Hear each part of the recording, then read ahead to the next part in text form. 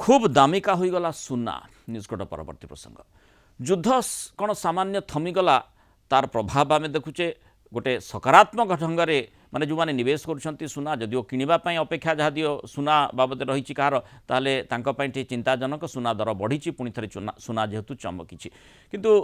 जो माने निवेश करुछंती गोटे भल सूचना एवं सेपटे स्टॉक मार्केट अभिवृद्धि देखी आज दिन में पाखापाखि सुना कथा जो देखा 4000 सुना दर बढ़ी पश्चिम एशिया अस्थिरता भितर क्रमागत ह्रास होता आज सुना दर किंतु बढ़ी 24 कैरेट सुना दर 10 ग्राम पिछा 3980 टंका बढ़ी 1,53,820 टंकार पहुंची 22 कैरेट सुना दर 10 ग्राम प्रति 3,650 टंका बढ़ी 1,41,000 टंका होइछि। सुना परी रूपा भी बढ़ी वर्तमान रूपा दर केजीए पिछा 10,000 बढ़ी 2,65,000 टंका होइछि। स्टॉक मार्केट कथा जदि देखा से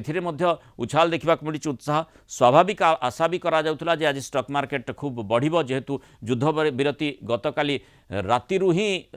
लागू होइछि सूचना आसी जाइथिला तेणु 2 सप्ताह युद्ध विरति लोके स्वाभाविक भाव में आशा करते जे प्रकार अस्थिरता जो जारी रही मध्य प्राच्य से अस्थिरता धीरे धीरे स्वाभाविक स्थिति को फेर और से गोटे पॉजिटिव इम्पेक्टस वर्तमान आम स्टॉक मार्केट में देखीचे। आम आलोचना करवा आम सहित अर्थनीति तथा मार्केट एक्सपर्ट मानस सुंदराय जोड़ी मानस स्वागत करवा आलोचना को जो भली भाव में आशा करा जाउथला मार्केट तो बढ़ी सुना पछरे कौन कारण होता पारे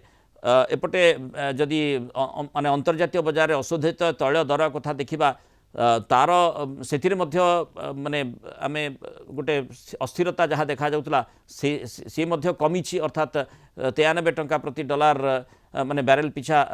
93 डॉलर रही तेणु ये जो स्थिति आमे देखुचे आमे निर्दिष्ट भाव में केवल युद्ध विरतिर दृष्टिकोण ए प्रकार इम्पैक्ट बोली कही बाकी हाँ आदर जति आपण देखिबे आदर मैक्सिमम इम्पैक्ट आसुचे युद्ध विरतिर कारण युद्ध विरतिर प्रथम जिंस जति आपण फाइनेंशियल मार्केट को माने कैपिटल मार्केट स्टॉक मार्केट कथा कहिबे सेतरे कोन होची अनसर्टेनिटी फैक्टर दूर हो जाउची तो अनसर्टेनिटी फैक्टर दूर आ भारतीय बाजार पे खास करके रहउची आपणकर क्रूड ऑयल प्राइस कमिबा क्रूड ऑयल प्राइस जते कमिबो जोटा मैं आगुरु भी कथा होतले क्रूड ऑयल प्राइस जति $80 तळको आसी जाउची भारत पे बहुत कंफर्टेबल सिचुएशन तथापि वर्तमान आम अपेक्षा करा पड़ो क्रूड ऑयल प्राइस तो कमिबा गोटे जिन द्वितीय जिन हूँ सप्लाई चेन से जो क्रूड ऑयल और गैस अवेलेबिलिटी सेटा पूरा स्मूथ हो गला मे बी मार्केट आहरी कंफर्टेबल हो द्वितीय तो जिन हूँ स्टॉक मार्केट आज जो इतने बढ़ला कि गोल्ड जो बढ़ला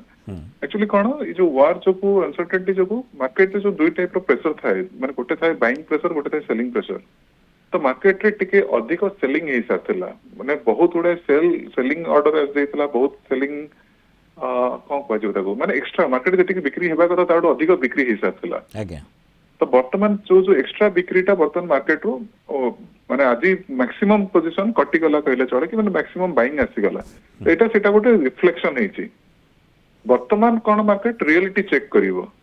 आपणकर आउ गोटे दी दिन में भी जो मार्च रे जति फॉल होइछि आपण सुना हो कि मार्केट हो दीटा जाक मार्च रे बहुत फॉल होई जेतला तो ये जो दीटा का फॉल रे जो गोटे बेसिक बाउंस बैक हेबा कथा वर्तमान से बाउंस बैक टा होइछि से बाउंस बैक टा सस्टेन हबो कि नहीं सेटा आगु को हमें जोटा कहले ऑयल रो अवेलेबिलिटी सप्लाई चेन क्लियर हेबा इन्फ्लेशन कंट्रोल पे से सब दिन सब आसी एवं एठी आउ गोटे कथा मध्य वर्तमान जो सामग्रिक अर्थनैतिक दृष्टिकोण देखिबा भारतर जो भली भाव रे रिजर्व बैंक माने रेपो रेट को नहीं सेठी रेपो रेट स्थिर रखागला एपटे जो डॉलर रुपी वैल्यू जदि देखिबा माने सेठी रुपी मध्य टिके स्ट्रेंथेन हेछि अंततः ए गुडी एई पैरामीटर गुडी को आगामी समय को सपोर्ट करिबो कि जोथि पई आमे वर्तमान जो उत्साह देखुचे मार्केट हो बा सुनारे से प्रकार उत्साह जारी रहिबो यदि आम देखा गत 2 दिन है किसी नेगेटिव स्टेटमेंट आसला माने अमेरिका साइड रू किसी नेगेटिव स्टेटमेंट आसला भी मार्केट एते फॉल होनथला कहीं अपन मेजर देखिए रुपी रिकवर होता और से रुपी को कंट्रोल करथला रिजर्व बैंक वर्तमान ओपन मार्केट रे रुपी किणी डॉलर बिकी की रुपी को कंट्रोल कर छथला ये एक्शन ता परे जतल ऑयल कमी जाउची सेटा मार्केट में गोटे बूस्टर हिसाब रे काम करछे तो सही जिन सरकार एते पॉजिटिव इंपैक्ट और खास कर जो एक्सेसिव मंदी माने एक्सेसिव नेगेटिव थॉट प्रोसेस थला सेंटीमेंट पूरा नेगेटिव हो जायथला सेटा रिवर्स होइछि वर्तमान मार्केट सेहि मार्केट रे खूब उत्साह परिलक्षित होइछि। धन्यवाद दर्शक मानस सुंदर आलोचना रहित पर मत